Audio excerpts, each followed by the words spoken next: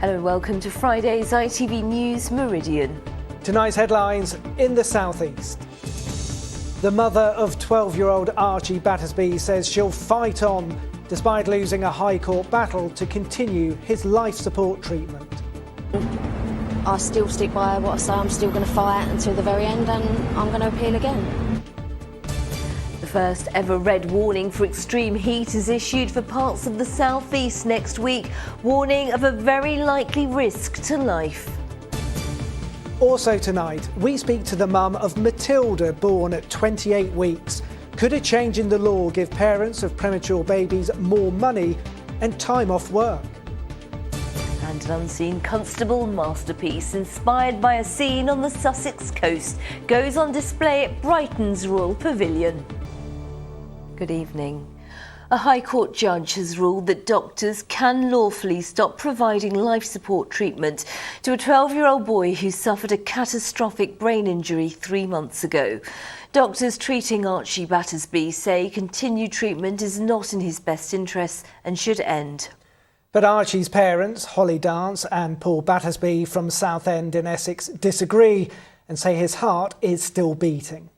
Andy Dickinson is at the High Court. Andy, this is such an upsetting case. Yes, this is the latest ruling in this heartbreaking case of a young boy on a ventilator in hospital that doctors say is brain dead. Archie Battersby's family say they are desperate for him to remain on life support, that he's a fighter, and that video of him seemingly squeezing his mother's hand while in a coma proves he doesn't want to give up. But today a judge has ruled it is not in the boy's best interest for him to continue treatment and that life support should be turned off. This was Archie's mother and family's response. I still stick by what I say. I'm still going to fight until the very end, and I'm going to appeal again. Archie would definitely want me to keep fighting. When Archie's ready to give up, I'll accept that. I'm not clinging on to hope. But when my little boy decides enough's enough or he can't fight no more, and it's God's way, then okay, fair enough. Archie fell unconscious at his home in Southend in April. He was found by his mother with a ligature around his head, and she believes he was the victim of an online challenge. The 12-year-old was a keen gymnast and has been in hospital ever since, having suffered, doctors say, a devastating brain injury.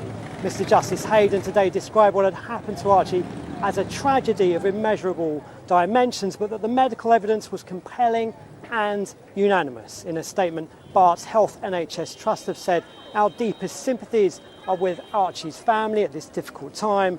Permission to appeal to the judge today was refused. The family now have one final opportunity to lodge an appeal with the Court of Appeal on Monday.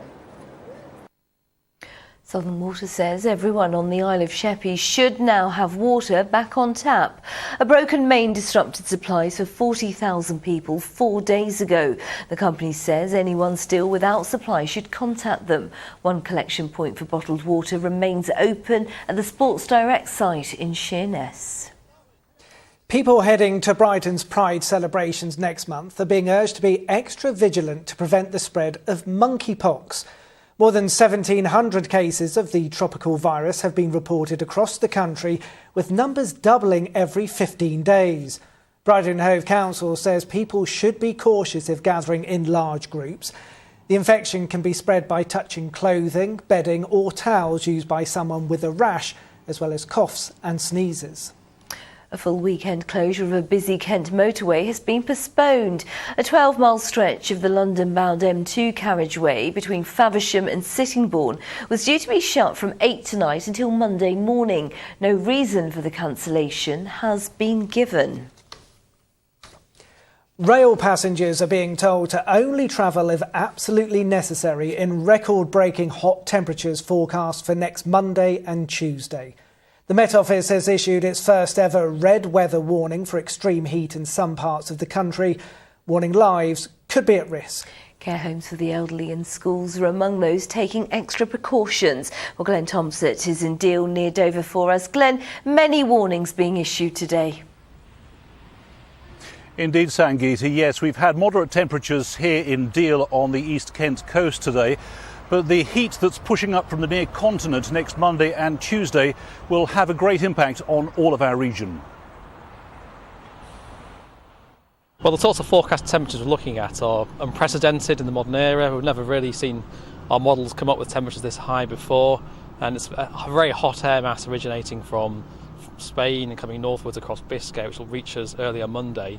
Whilst we can't say that climate change is causing this episode of weather, with climate change in the background, it makes it more likely that this sort of thing will happen again in future, more often and more severe. Well, GPs are also warning us to take extreme care, and if you know of an elderly friend or relative, to keep a close eye on them as well. It poses a serious danger. We've had level 3 heat alerts, which was more for the elderly, people with chronic disease and young children.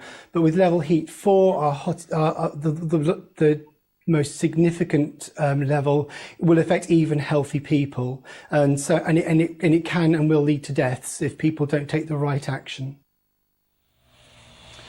Well, the heat that's forecast next Monday and Tuesday will of course have a huge impact on transport and travel. Network Rail have this advice. So this is unprecedented weather. It's going to be extremely hot on Monday and Tuesday. So I would advise passengers to only travel if absolutely necessary. And of course, if you do have to travel and there's nothing else that you can do, just remember to check with your train operator beforehand, because it's likely that there will be disruption. And of course, carry some water. Well, those predicted temperatures of 40 degrees early next week are centred mainly to the north of our region, the Midlands and to the north of England, but will clip the northern part of Kent, including the Medway towns. The advice is to take extreme care in what will be next week some very hot weather. Thank you, Glenn, and the full forecast coming up.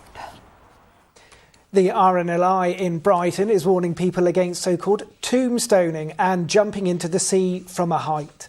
A lifeboat crew was called last night to reports of 2 people getting into trouble after jumping off the Albion groin next to the Palace Pier. They weren't hurt, but the RNLI is reminding people about the risk of low tides and cold water shock. £50 worth of food vouchers will once again be handed out to Kent families whose children are entitled to free school meals. However, some are criticising the County Council's summer holiday handout as it's less than the £15 a week they're used to. KCC say they have no control over the reduction in funding as the government has changed the rules. It's time to count how many butterflies you see in just 15 minutes in an outdoor space. It's the annual Big Butterfly Count, the world's biggest citizen science survey of its kind, which is organised by the Butterfly Conservation. You're watching ITV News Meridian. Thank you so much for watching us. Coming up, the clampdown on people reselling cancelled driving tests, sometimes for several £100s as learner drivers struggle to get a slot. And war veterans join cyclists setting off from the Royal British Legion base in Kent this morning on an epic 150-mile bike ride. And get more news from right across the southeast on our website. Just head to itv.com/Meridian. You can call us. The number's on your screen now. It's 0808 1010 095. That's 0808 1010 095. And remember, you can follow us on Facebook, Twitter and Instagram.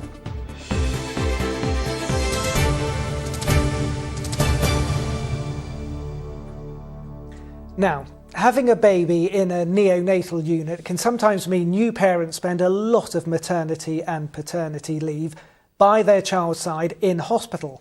But after 7 years of campaigning, the Neonatal Care Bill has been debated in Parliament today.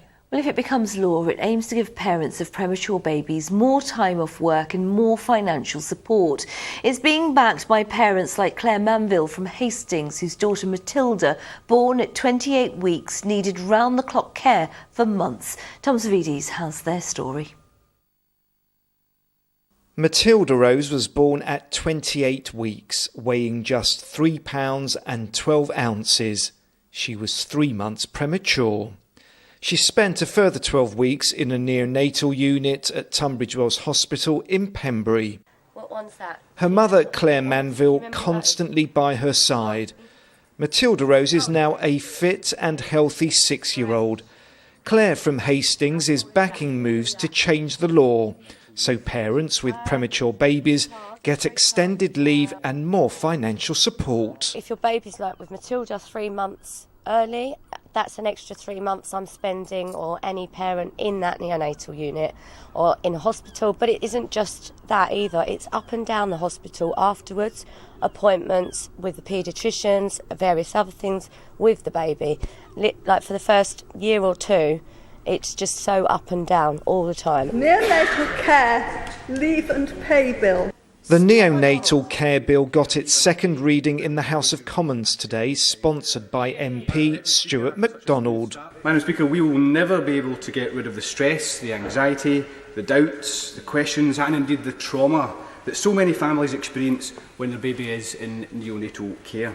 But what we can and what we must do is help to relieve some of the practical and financial challenges that accompany that experience. The bill would introduce 2 new rights: neonatal care leave and statutory neonatal care pay. It would apply to parents of children who spend at least 1 week in neonatal care.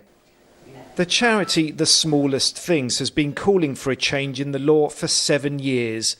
Today, its founder, Katrina Ogilvie, herself a mum of a premature baby, listened to the latest debate in Parliament. Parents have to choose quite often between going back to work or being with their baby in hospital. And parents shouldn't have to choose or worry about their financial situations, worry about work. They should be able to be with their baby in hospital. The neonatal care bill has cross-party support, which means it could soon become law. That would give parents of premature babies the help and support they so desperately need. Tom Savides, ITV News, Hastings. Now there's a fresh clampdown on those attempting to resell cancelled driving tests, sometimes for several £100s. Learners face waits of up to 6 months when trying to book at some centres in our region, as the backlog from COVID continues to cause delays. But some are manipulating the system using computer programmes which quickly snap up cancelled tests when they come online, selling them on for several times more than the normal price. Nick Smith has been investigating. Passing your driving test is still seen as one of those milestones on the way to adulthood.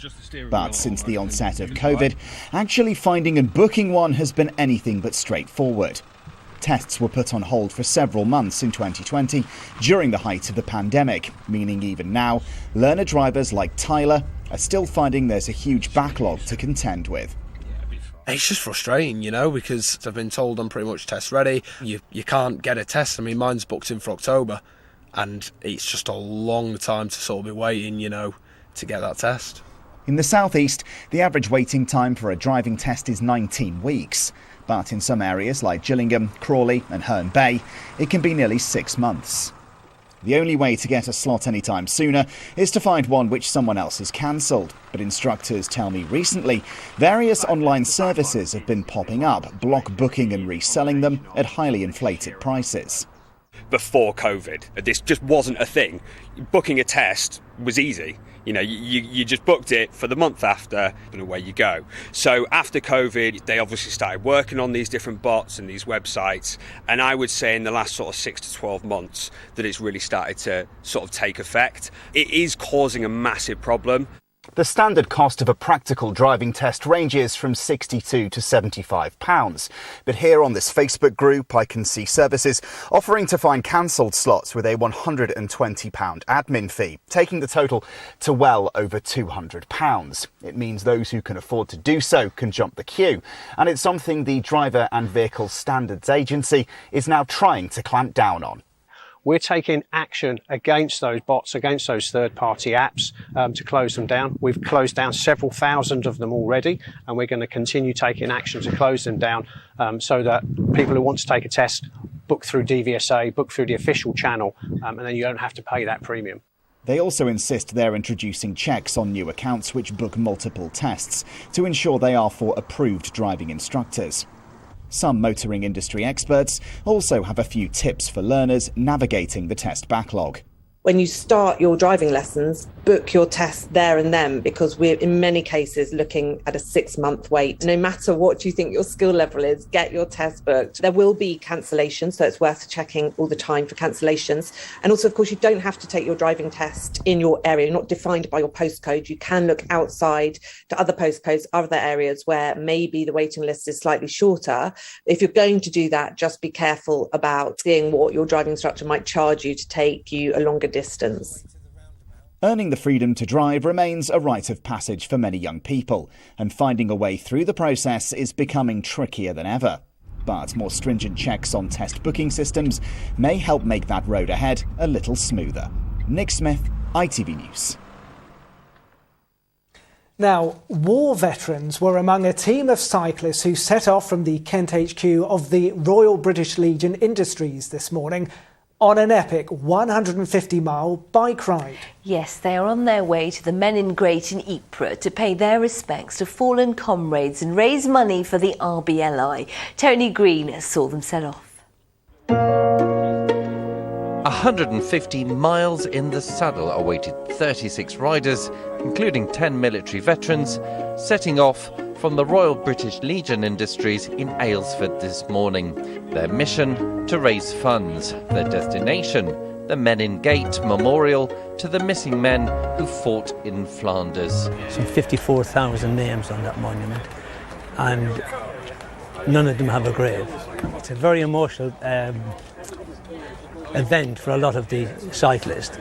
They don't just remember the First World War, to remember the colleagues from Bosnia, Northern Ireland, Afghanistan, the Falkland Islands.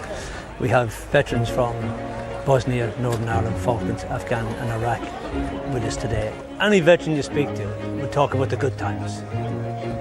The other stuff, they keep in their locker, have the quiet moments, and I even get emotional now.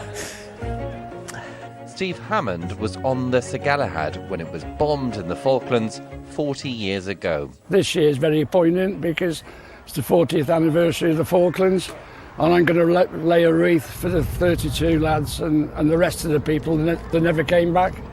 Where would you be now if it wasn't for Royal British Legion Industries? If it wasn't for Royal British Legion Industries, I'd be 6 foot under now. I wouldn't be here. They've helped me so much. And it's payback time now. I wish you the very best of luck. Local MP Tracy Crouch saw them off. I was enormously tempted to join them. I've recently got into my cycling in quite a serious way. This is a wonderful ride. It's relatively flat, although the distance is, long. But I'm slightly envious looking at them all disappearing. Although with the weather as it is, I'm sort of also pleased that I'm not on the ride. In the 5 years the ride has taken place, more than £120,000 has been raised for the RBLI. These riders happy to support the charity that supports so many. Tony Green, ITV News, Aylesford. Wishing them the best of luck. In other news, the extreme weather means some areas will be starting bin collection rounds earlier in the day. Parts of Kent and Sussex have said the high temperatures could make it unsafe for waste collection crews to carry out their work during the hottest part of the day and want to reduce the risk of heat stroke. A man who left his victim seriously injured after an attack in Ramsgate last October has been jailed for 7 years. Police say Stephen Parfitt gained entry to a house where the victim was sleeping, picked up a craft knife and assaulted them. Officers say the injuries Parfitt inflicted will stay with the victim for the rest of their life. The attack took place in the Newington area. A task force has been cracking down on rural crime near Maidstone. Police teams in Kent targeted criminals active in areas south of the town, including those committing rogue trader offences and illegally carrying and disposing of waste. And just a reminder that the ITV Evening News continues here at 6:30 with the details now. Here's Lucrezia Millarini. Coming up, why the heatwave has become a national emergency. Ministers today held crisis talks after warnings that lives will be at risk. We've everything you need to know about the UK's first extreme heat alerts. Also ahead, ITV News uncovers a secret plan to pack the House of Lords with loyal Tory peers. COVID hits the Euros as England manager Sarina Wiegman tests positive. Plus, it's all smiles from the Queen as she makes a rare public visit near Windsor. Join me for those stories and more at 6:30. Lucrezia, thank you. Now, a recently rediscovered masterpiece by the landscape painter John Constable has gone on public display for the first time. While he was best known for his works capturing the countryside near his home in Suffolk, he also painted during his time living on the Sussex coast in the early 19th century. Our reporter Kit Bradshaw has been to Brighton's Royal Pavilion, where the artwork was unveiled earlier. The Royal Pavilion is, of course, one of Brighton's most popular tourist attractions, with hundreds of thousands of visitors passing through these lavish rooms every year. And from today, there is a new treasure for them to seek out, a recently rediscovered painting by John Constable. It's called Collier's Unloading and captures this scene on Hove Beach looking west towards Shoreham. Someone who knows far more about it than me is Tom Davis from the gallery, who's loaned it here to the Royal Pavilion. And Tom, we're looking at this. Tell us about the journey of this painting to return here to Brighton. So painted here in Brighton in the 1820s, at a time when John Constable was spending a lot of time here. It actually disappeared from these shores very early for a British painting and was acquired by a famous collector of English paintings in France by the name of Camille Groux, and was only brought back to the public's attention a few years ago in 2017 when it was brought to London to be examined by a Constable expert, Sarah Cove, who carried out scientific analysis on the painting, which determined it was very much an exciting rediscovery and a major painting by Constable. So for 200 years it lay completely unknown to the British public. Fantastic. And as someone who's studied lots of Constable's work, how does it compare to some of his most famous landscapes? Well, it's bordering on an action painting in terms of how much is going on, the moving air, the flowing clouds, the choppy sea, the action of the coal being unloaded from the colliers on the shore. It's got an awful lot going on. It's not a sleepy landscape by any means. Thank you very much for speaking to us. I can also bring in Nicola Colby from the Royal Pavilion. And Nicola, as we were just saying there, lots of people will be aware of Constable's paintings of his native Suffolk, less so about his work in Sussex. What brought him here? Well, between 1824 and 1828, his wife Maria was ill, and he was advised that the sea air would be good for her. So in summer and autumn, he moved his family down to Brighton, and he would periodically come and visit them. He took long walks along the seafront, up on the downs. He didn't particularly like the centre of Brighton. He called it Piccadilly by the Sea, but said the sky and the sea were beautiful, and he was interested in working life along the coast, so that's what he sketched and drew. And what stands out in this work to you as someone who knows the local area? How different it is nowadays. I mean, these are big coal-carrying ships on Hove Beach, which was quite high, so the ship in. Dirty boats. Nowadays, A, they're all pebbles, but B, there are bars, there are people drinking gin and tonic on the beach. I think Constable would be horrified by the change. It's really interesting to see Constable out on the far reaches of Brighton and Hove painting working life. Probably these colliers were unloading the coal that might have come into the pavilion to heat the building and to fire the kitchens that were producing food for George's lavish parties. So a great contrast. Yeah, it just gives you a sense of how times have changed. Well, thank you for showing it to us as well.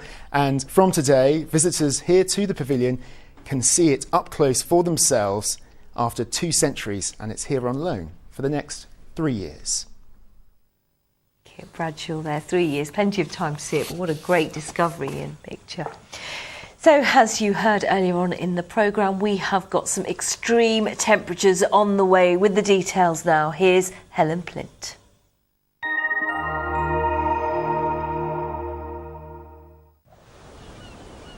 Feels like home, whatever the weather. Valent Boilers and Heat Pumps sponsors ITV Meridian Weather. Hello again, a very good evening to you. Well, with the UK's first ever red extreme heat warning in place for parts of the region on Monday and Tuesday, we are in for a potentially damaging and dangerous setup as temperatures are set to soar. So you can see that red zone here through the early stages of next week, affecting those in the far north and west corner of the region, but widely across the board from Sunday until Tuesday, we're in the zone where we're likely to see temperatures around that mid-30s mark. So still looking like they'll peak on Tuesday as high pressure pushes its way eastwards. We've got low pressure to the west between the two. You can see that plume of very hot air squeezing up, and this gives us a relatively short-lived spike, but it will be very extreme. Out there at the moment, still a couple of clouds hovering around, but that system flushing north to south through the first portion of the night. So some lovely late brightness still, and then starry skies overhead tonight. If anything, for now though, it'll be a little fresher than it has been overnight of late, so potentially a little more pleasant for sleeping, less sticky and stuffy by first thing Saturday morning. And that actually will be a glorious start to the weekend. Wall-to-wall sunshine, clear blue skies overhead, staying dry and fine. A bit of an onshore breeze does just keep a lid on the temperatures here, so actually in the short term it could be feeling relatively a little bit cooler here. Furthest inland though, already our temperatures start to build through the day tomorrow.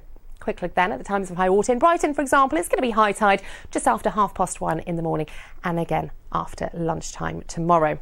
Now from here on in, look at that for an outlook. Temperatures by Saturday already mid-20s, and look how quickly they jump as we approach Monday. So by Tuesday we're looking at 39, maybe even 40 degrees, record-breaking nighttime temperatures as well.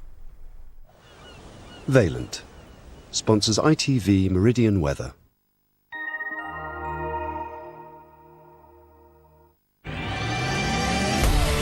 Hello, summer. Piri sponsors ITV Pollen Count. So over the next few days then, of course, our weather settled and stable with that high pressure in command. That means plenty of sunshine, those warming up temperatures as well. And it does keep our pollen levels stable, moderate right the way through until Monday. Finally tonight, the search is on for a fantastic fundraiser to represent our region at the Daily Mirror Pride of Britain Awards. And we need your help. Yes, it's perhaps an individual who's dedicated years to raising money for good causes. Whatever their story, we'd love to hear about them. Here are the details. The Pride of Britain Awards are back. It's the celebrity-packed bash with some of the biggest names in Britain. But where the stars of the show are not famous at all, they are everyday heroes. The Daily Mirror Pride of Britain Awards celebrate ordinary folk who do extraordinary things, and once again, we want to recognise your unsung heroes. Real stories, real superheroes. Real people, celebrated.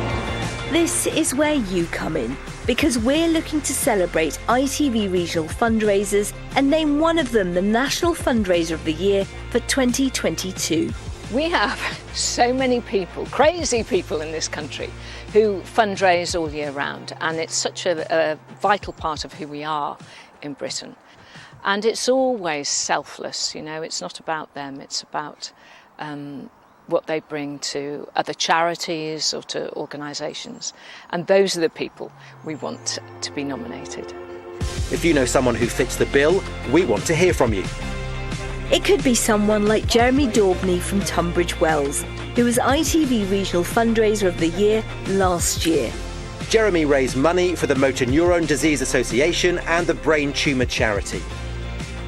If you'd like to nominate someone, you can head to our website. That's itv.com/Pride of Britain. You can only nominate individuals, and they must be aged 18 years old or over. The closing date is Friday the 12th of August, and full terms and conditions can be found on our website. And you heard Matt's voice there. Pleased to say he'll be back with us on Monday. In just a moment though, the ITV Evening News with Lucrezia Millerini. Sarah Gorm has our late news. For now though, from all the team here, thanks so much for watching. Happy weekend. Bye-bye.